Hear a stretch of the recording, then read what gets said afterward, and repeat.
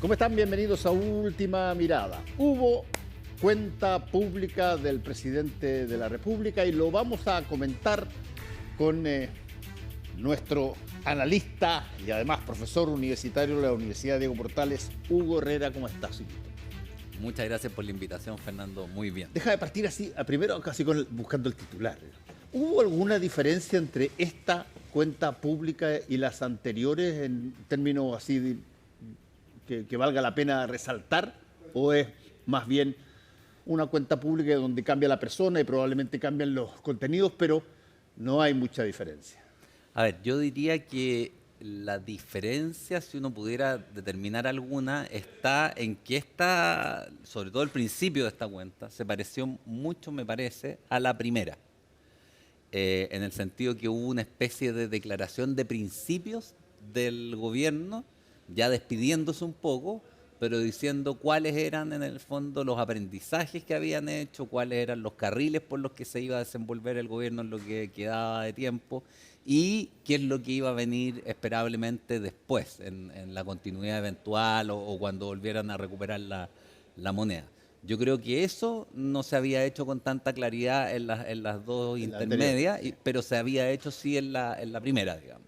En la primera Boric intentó hacer un gesto más a la historia que a la ideología, y yo creo que vi una tensión parecida ahora entre este reconocimiento de la historia, de los procesos históricos, de la importancia de dialogar con el otro y la ideología. Y ese juego yo creo que es importante. Ahora, una de las cosas que ya son casi, yo te diría, cliché en esto es, ¿hizo algún mea culpa? ¿Hizo alguna relación respecto de su gobierno con alguna de las cosas, qué sé yo, más noticiosas que están ocurriendo, los escándalos y cosas así? Porque mucha gente tiene la impresión de que, por eso no ve las cuentas públicas, de que la cuenta pública básicamente es un recuento, quizás la gente mayor, como era en el pasado, un recuento donde tú estabas 3 horas y media en el televisor yendo ministerio por ministerio. Bueno, eso cambió muy radicalmente con la vuelta a la democracia y empezaron a hacerse mucho más acotadas las cuentas públicas, pero siempre hay ¿qué es lo que marca? ¿Cuál es el titular principal de la cuenta pública, claro, a tu juicio? A ver, yo diría que efectivamente hay un intento de pedir disculpas, pero eso no es novedoso ni en Gabriel Boric ni en el presidente de la República, digamos. Es un modo de actuar, digamos, de cometer errores y pedir disculpas con facilidad. Pero yo diría que distinguiría 4 elementos, algunos que estuvieron y otros que no estuvieron. De los que no estuvieron, yo hubiera esperado un mucho mayor énfasis en los temas de seguridad y economía, pero en sentido estratégico. No, hubo recuentos de medidas, pero ¿en qué etapa estamos de ese giro que todo el país espera en materia económica y de ese giro que todo el país espera en materia de seguridad? Eso no quedó para nada claro. Y eso me parece que es un déficit. De las cosas que dijo, algo dijo sobre la productividad, pero me parece que estuvo pero muy por debajo de lo que era el discurso del Frente Amplio. Yo me acuerdo haber estado discutiendo aquí mismo en CNN con Nicolás Grau, digamos, sobre la importancia del modelo coreano, de la investigación y el desarrollo, pero resulta que si uno mira las cifras, las platas de I+D que invierte Chile hoy día son casi las mismas, unas migajas más que las de hace 3, 4 años atrás. O sea, no cambió nada, digamos. I+D, para los que no saben, es investigación y desarrollo. O sea, plata para ciencia y tecnología, exacto, para hacer buques, para hacer armas, para hacer aparatos médicos, para poder exportar más que cátodos de cobre, industrializar el país en cierto sentido o agregarle al menos complejidad a los procesos productivos. Nada. Y mientras eso no cambie, todo lo que diga el presidente sobre el problema de la productividad es palabra vacía, es mero diagnóstico, es como si estuviera en la oposición, porque el país todos los economistas están claros de que se estancó en Sí. algún momento en 1998, 99, y que de ahí ha venido tendiendo a plano. Entonces, o cambiamos el modelo de desarrollo y pasamos a tener que invertir más en educación, rehabilitar los liceos de excelencia, por ejemplo, y escuelas básicas de excelencia, mejorar el sistema técnico profesional, el sistema universitario, mejorar todo lo que tenga que ver con generación de patentes, etcétera, e invención en las universidades, o vamos a seguir marcando el paso. Y qué tanto ahí funciona algo que siempre se ha planteado y que incluso en algún momento dado, no me acuerdo quién fue, eh, tengo la impresión de que pudo haber sido el presidente Piñera, que planteó este cambio importante que se haría en los próximos años de dejar de vender lingotes a pasar a vender valor agregado, a pasar a vender productos hechos con lingotes, productos hechos con cosas, que fuéramos no solamente extractor de minerales, qué sé yo, tal cual como salen de la mina, sino que tuviéramos capacidad de producción nosotros mismos de cosas y no tener que comprarlos después a los países que los venden de vuelta bastante más caro. Claro. Mira, yo creo que ahí hay un problema que es como de metodología, es lo que estudiaron nuestros economistas. Porque desde los 70, 80, incluso antes, entre los de la Católica aquí en Santiago, prima el monetarismo y sobre todo la escuela neoclásica en economía. Y la escuela neoclásica se desentiende del problema de la producción y se concentra en los problemas de distribución y de oferta y demanda, por decirlo así, en la venta y en la distribución de los productos. Y si tú dejas libre al mercado, el mercado solo va a inventar. Esa es un poco la apuesta. Pero está estudiado, me parece, por importantes autores que están volviendo a adquirir actualidad, como Thorstein Veblen, por ejemplo, que estudian de que las condiciones ambientales en las que tú te desenvuelves son decisivas para las invenciones que terminan desencadenando procesos de desarrollo. Tú necesitas, por una parte, legitimidad política. Eso en Chile no se ha logrado todavía. Bien, el proceso constituyente, con todo lo que uno pueda decir que fue un diálogo y todo lo demás, no sirvió para mucho en eso. Estamos igual en una crisis de legitimidad, pero además de una crisis de legitimidad, tú tienes que tener condiciones como de infraestructura económica que el país no tiene. En educación, en estabilidad en el trabajo, en avances, apuestas prospectivas, por ejemplo, en el tema del agua o en el tema del metal o en el tema de recursos básicos, a partir de los cuales tú puedas, sean apuestas en el fondo de áreas de las que puedas saltar, como en Claro, Corea saltó el tema del acero. exactamente, yo me acuerdo, ese es un tema que siempre se trae a colación en las universidades cuando se habla de los países que han surgido y cómo resulta que tú tienes, por ejemplo, el fenómeno coreano que tú muy bien eh, planteaste, porque ellos, básicamente la tesis es, ellos toman la decisión de transformarse en un país productor. Y que eso es algo que no es natural, es algo que uno tiene que generar, es algo que tiene que Son abrir apuestas puestas, claro. porque es plata perdida durante un buen tiempo. O sea, imagínate si tú decidieras, digamos, dices Chile tiene la mitad de su territorio, es inviable agrícola, para la agricultura, la ganadería, qué sé yo, porque es un desierto. Entonces tenemos que estudiar las técnicas de producción, desalación, distribución, conservación del agua. Tú para eso necesitas invertir en un conjunto de centros de estudio, de ingenieros, traer gente de afuera. Hay chilenos afuera Sí. estudiando el asunto, que han tenido éxito incluso en procesos de autarquía en temas de agua hidráulico. Y en ese sentido, claro, es una apuesta estratégica, pero no es una apuesta dirigista, por decirlo así, porque tú no dices yo quiero este tipo, no es como decir yo quiero este tipo de cañería, digamos, no, es estudiar el agua como un conjunto, de manera más holística. Y por alguno de esos lados vas a ir aprendiendo cosas y unos grupos de estudio le van a ir enseñando a otros. Y es así como pasó con el acero. Los coreanos no se les ocurrió inventar amortiguadores para Hyundai, no era, no era esa la apuesta, era estudiar el acero.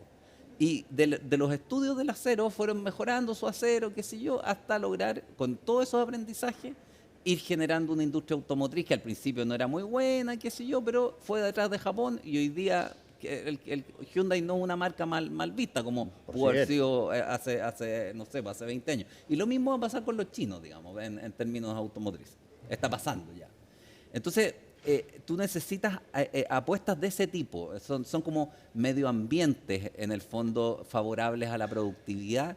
Y ahí, o sea, a mí Nicolás Grau me recomendó textos para estudiar lo de Corea. Yo lo de Corea lo transmito por él, pero por lo mismo me sorprende que no hayan hecho Respecto de nada eso, sí. respecto de eso. O sea, estamos en lo mismo, en la misma situación que estábamos Sin cuando él me embargo, pasó sin embargo, los donde papers. sí hubo novedad y se sabía que iba a haber novedad era en el ámbito de las relaciones internacionales. Sí, Y ahí hubo una censura muy fuerte a Israel, que es algo que el presidente Boric ya lo ha dicho antes, es algo que además muchos países concuerdan con la posición chilena, casi es al revés, casi los chilenos están concordando con lo que han planteado una serie de otros países, pero nosotros somos países que tenemos relaciones y por lo tanto como una cuenta pública, a tu juicio, golpea en en el país aludido, salvo que se vaya a romper relaciones, cosa que el presidente ya dijo que no se iba a hacer.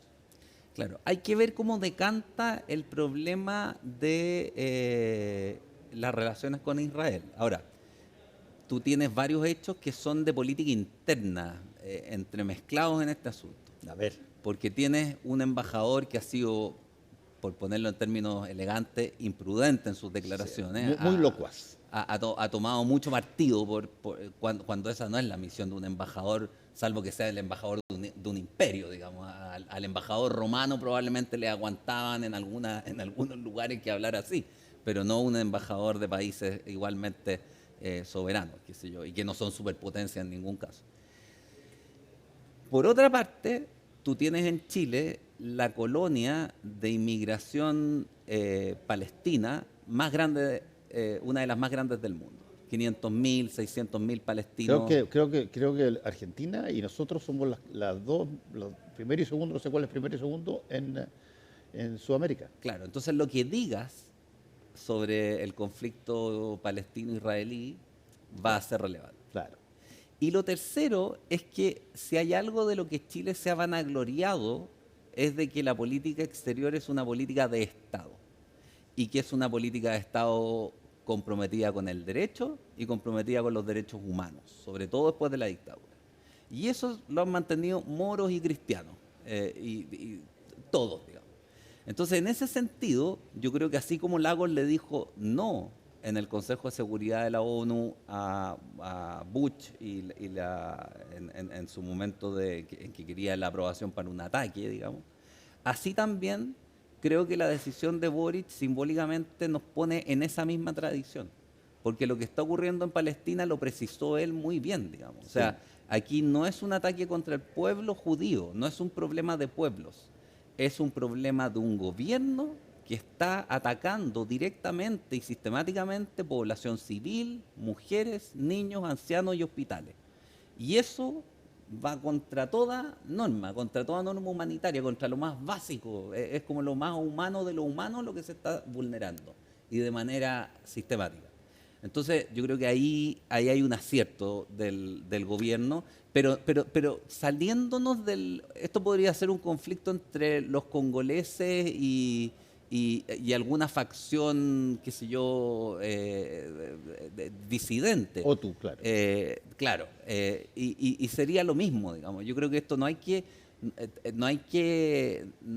darle tanta especificidad porque cualquier país que esté sistemáticamente por meses sometiendo a hambre, a sed a población civil y bombardeándola, incluso a médicos, digamos, se debiera tomar la misma postura, digamos. Ahora, ahí hay el punto central que muchos alegan al respecto es que, a ver, las palabras traen consecuencias. Y cuando tú tomas la decisión de apuntar con el dedo a un país por algo que está haciendo ese país, que escapa de todos los cánones de decencia internacional, bueno, tú tienes que estar de alguna manera preparado para ver cómo viene la ola de vuelta. Y desde ese punto de vista, ¿cómo nos afecta el que haya de alguna manera una cristalización de las relaciones entre Israel y Chile? Mira, yo el principal efecto que, más allá de los económicos, el principal efecto militar o estratégico que vería como peligroso para Chile es que un corte de relaciones en los suministros y en la colaboración en temas de armas que hay con Israel repercutiera como una especie de efecto en cadena y apareciera algún tipo de enmienda Kennedy 2.0, digamos. O sea, que Trump se sintiera muy aliado de Israel y se sintiera ofendido por esto y nos dejara en la estacada con los aprovisionamientos para los F-16, para los sistemas de armamento que compramos a Estados Unidos. Pero mira, yo creo que estos momentos son momentos también de oportunidades. Las industrias de los países en general se desarrollan a partir de la industria militar. Esto puede sonar un poco cínico, pero es así porque a la industria militar los países le destinan muchos millones de dólares que los destinan igual, digamos. O sea, en paso, en guerra, igual los destinan. Entonces, Chile ya está avanzando en la fabricación de buques de línea, buques de superficie. No hay que olvidar el tremendo desarrollo industrial, con todas las críticas que puedan hacérsele, por supuesto, pero que se produjo con la enmienda Kennedy precisamente entre Cardón y Famae. Produjeron vehículos blindados de ataque, vehículos blindados de defensa, helicópteros, se robaron los planos los norteamericanos de los helicópteros, entiendo, mataron a un oficial que guardaba secretos, o sea, Chile estaba, las bombas racimo, Chile estaba realmente en una especie de vanguardia.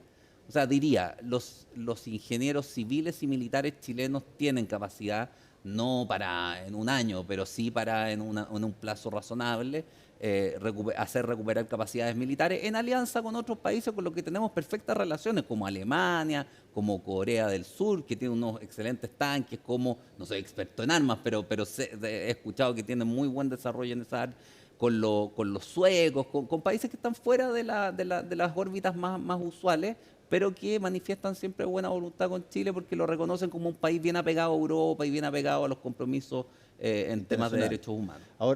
Ahora eso que estamos viviéndolo en términos cotidianos, porque una cosa es que haya una percepción de peligro de un combate o de una situación bélica y otra cosa es que esté pasando. Y eso, cada vez que uno habla sobre las posibilidades de guerra con países, bueno, tiene tiempo, hay espacio para lo diplomático en términos serios, en términos de relaciones, antes de que se produzca el suceso. Pero cuando ya está pasando, la situación es tremendamente difícil porque tú no sabes exactamente lo que va a ocurrir en el día. Y eso puede cambiar todo. ¿Tú dices en el evento de tener un conflicto con Israel o con Estados Unidos? Yo digo, el conflicto hoy día entre Israel está empezando a hacer que todos los países tengan que pronunciarse respecto de eso, claro, de alguna manera. Y eso al pronunciarse, sin que pare el conflicto, bueno, en algún momento dado ese pronunciamiento eventualmente puede tener acciones concretas. Ahora, para tener esos aliados yo prefiero no tenerlos y cortar las relaciones lo más rápido posible o diseñar escenarios alternativos para salirnos de ahí. Porque si tú tienes un aliado que a la primera de cambio, digamos, por tú criticar ciertas acciones de su gobierno que son graves, te va a hacer la desconocida, ese no es un aliado. Eso Claro. en términos geopolíticos de largo plazo. Ahí se necesitan realmente relaciones internacionales O sea, tú a Estados un Unidos poquito más diplomáticas. le puedes negar la aprobación como miembro del Consejo de Seguridad para invadir un país y las relaciones siguieron iguales. Tienen iguales, claro. Siguieron iguales, no hubo ninguna represalia, incluso había acuerdos económicos que se tenían que negociar inmediatamente y se negociaron bien. O sea, Estados Unidos tuvo la grandeza como para a discernir las Estás dos hablando cuerdas, cuando el digamos. presidente Lagos dijo Sí, que no a lo que él estaba pidiendo Estados Unidos, que era apoyo bélico, claro, claro, claro. de apoyo bélico. Ahora, sí, volviendo a la cuenta tiene otro factor que es el cuando se dice o se reconoce de que algunas cosas que se prometieron no ocurrieron, pero siempre está la posibilidad de que se agregue una hoja más y diga, pero coma, vamos a agregarle. ¿Qué te pareció llamativo en la cuenta del presidente Boric de lo que está por venir o lo que está al debe, pero que eventualmente se transforma en diversas nuevas promesas? Mira, yo creo que más, o sea, son importantes las promesas porque vamos a tener discusión probablemente sobre el tema del aborto, vamos a tener algún tipo de movilización feminista, probablemente eso va a estar. Pero creo que más importante que esto es algo que a mí me preocupa, que es la misma tensión con la que entró este gobierno a gobernar, que es la diferencia entre la barra brava frente amplista, por llamarla de algún modo, eso que yo lo ejemplificaría en Jackson, porque Jackson es como más fanático, más estricto de pensamiento y menos asiduo a las circunstancias y a la historia. Es más radical, digamos, más de sistema, andaba con Atria en la mochila, él decía subrayado, qué sé yo, y eso es un programa directo hacia la revolución, digamos, es un programa revolucionario por métodos pacíficos, qué sé yo, pero llega en algún momento a prohibir el mercado y establecer un régimen de derechos sociales donde el control de los recursos económicos es estatal. Entre ese Frente Amplio y el otro Frente Amplio, el Frente Amplio con más conciencia histórica, ese que aparece cuando Boric habla de Pedro Aguirre Cerda, de los radicales, qué sé yo, de entenderse con el otro, de que la política es conversar y no aplanar, digamos, no pasar a aplanadora. Y yo ahí tengo serias dudas de cuál Frente Amplio va a prevalecer. Bueno, pero ahí hay un punto muy importante para que algo prevalezca. O sea, tú no puedes plantear cosas que no tienes capacidad de ejecutarlas. Lo que tú puedes hacer, y los países, incluso los países que invadieron otros países, lo hicieron porque lo podían hacer. No lo anunciaron ni dijeron, oye, nosotros vamos a invadir el partido y se quedaron ahí. No, Claro. lo hicieron porque lo podían hacer. Aquí las cosas de alguna manera en los discursos muchas veces se dicen sin poderse hacer y terminan más adelante en la próxima cuenta pública como un debe todavía. El tren. Ah, claro, un tren, claro, como un debe todavía. Ok, ¿qué tanto de eso en el ámbito de lo que tú estás planteando ahora, bueno, se puede hacer? Pocaso. A esta altura yo creo que es poco lo que se puede avanzar. Yo no veo piso político, por ejemplo, para el reemplazo del CAE. Eso, todos los rectores, todos, digamos, de universidades privadas, estatales, Dicen que no, tradicionales, claro. nuevas, dicen que eso los va a empobrecer y que la ciencia en Chile ahí sí que se va a ir realmente al hoyo. Entonces, que insistan, que sigan insistiendo con eso, me parece que es tosudez ideológica, digamos. Aquí estamos hablando de una visión de mundo según la cual todo lo que sea privado en la universidad debe ser eliminado, todo lo que sea aspiraciones como se entienden a las universidades en Occidente, digamos, va a quedar abolido. Y eso es el Boric Jackson, por decirlo así. Pero en cambio, creo que hay otros avances que podrían implementarse, por ejemplo, en ciencia y tecnología, avances más modestos quizá, en donde el Boric, Pedro Aguirre Cerda, por llamarlo de algún modo, podría sacar su iniciativa, darle agenda al gobierno, darle respiro además a la agenda del gobierno y terminar con un legado donde prevaleciera un Boric más viable para el futuro. porque mientras se aparezca el Boric Jackson, esa alianza, van a seguir dándose contra la pared, porque la votación chilena es muy contra los extremos rigoristas, tanto de derecha como de izquierda. O sea, es el 62% el que se va a oponer contra eso, o algo parecido. Mientras que el otro Boric, el Boric Frente Popular, por decirlo así, tiene posibilidades de volver, a lo mejor así como Alan García, que le decían Crazy Horse, y luego volvió en gloria y majestad, digamos. Última pregunta, más cortita, bien cortito, te pido. ¿Sentiste que de alguna manera bandejeó a alguien para las próximas elecciones o no? O sea, porque no hubo nombramiento en directo de candidatos ni nada, pero...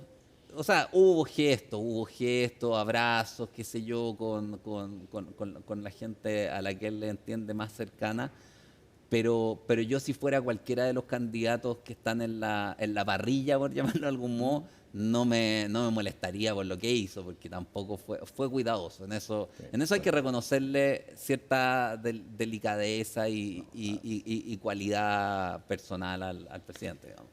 Hugo Herrera, muchísimas gracias una vez más por haber estado con nosotros aquí muchas gracias conversando y explicándonos un poco la cuenta pública. Gracias. Muchas gracias a todos ustedes. Nos encontramos mañana aquí en Última Mirada.